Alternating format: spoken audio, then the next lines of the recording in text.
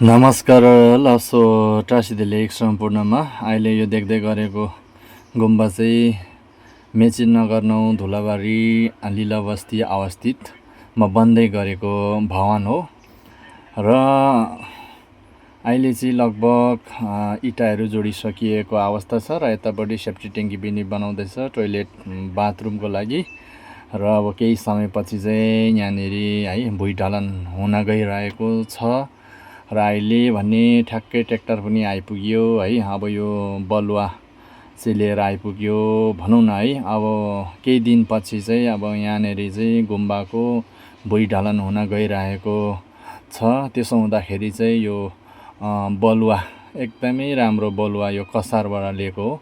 त्यही कारणले गर्दाखेरि यो बलुवा चाहिँ झारिँदैछ र यो बलुवा उब्रियो भने चाहिँ फेरि पनि हामीले यो टोइलेट माथि सेफ्टी ट्याङ्कीको लागि इँटा जोडानको लागि पनि हामी युज गर्छौँ।